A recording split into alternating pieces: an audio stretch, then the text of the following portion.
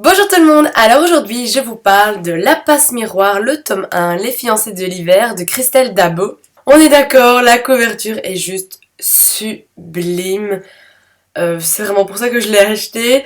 Et bon voilà, j'ai aimé mais sans plus. J'ai vraiment du mal avec les histoires où on me révèle rien.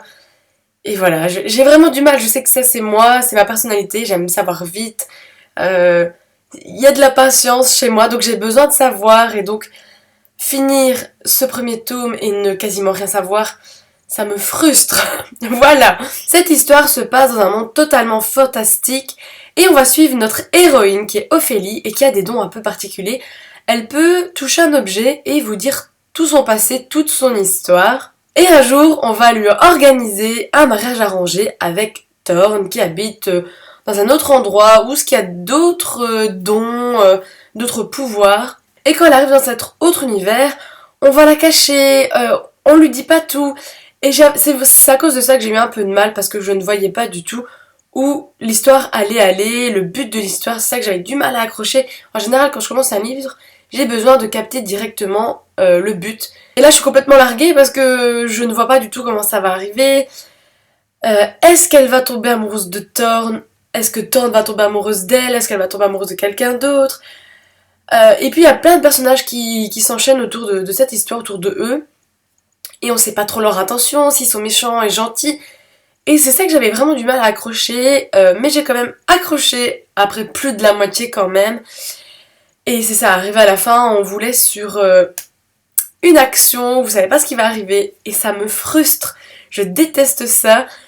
Ça me fait un peu penser à Night School parce que voilà, je lirai pas la suite parce que justement on m'en révèle pas assez. Et là, je sais pas, peut-être. Je sais pas encore si je vais le lire. Peut-être quand il sortira, peut-être à ce moment-là j'aurai encore réfléchi et j'aurais peut-être envie de le lire du coup. Après, je comprends totalement qu'on peut être accro à ce livre parce que l'univers est vraiment bien foutu. C'est super original, les dons, les pouvoirs que chacun a.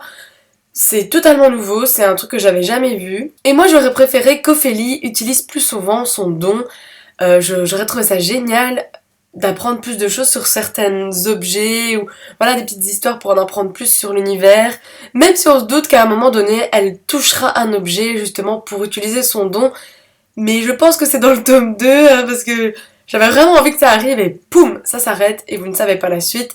Ah, je m'en remettrai pas, hein. Je déteste être frustrée comme ça. Hein. Alors aussi pourquoi j'ai pas trop accroché parce que voilà, je suis une romantique et ne pas savoir si deux personnages vont tomber amoureux de l'un de l'autre, ils se détestent et en même temps se disent ouais mais pourquoi pas et je sais pas du tout. Là j'arrivais pas à accrocher. D'habitude je me dis oui mais bien sûr ça va finir comme ça.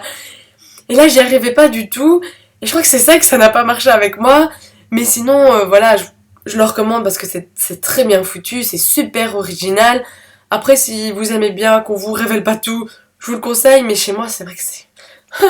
J'ai vraiment du mal, j'aime tellement savoir et voilà. N'empêche qu'au niveau d'écriture ça se lit quand même super bien. C'est des petits chapitres courts, toujours avec un titre où vous aurez la référence dans le chapitre et ça j'aime beaucoup. Donc voilà, je recommande aux personnes qui adorent le fantastique, même légèrement, et ceux qui sont patients, voilà, pas comme moi qui n'aiment pas rester sur ma faim. Mais sinon voilà, je pense que ça vaut le coup d'œil. Donc on se dit à très bientôt pour une prochaine vidéo. Salut! Attends, parce que je ne sais pas c'est quoi le titre. Le sous-titre, je sais pas. Je dois vérifier. Non, Manu, il va pas y arriver.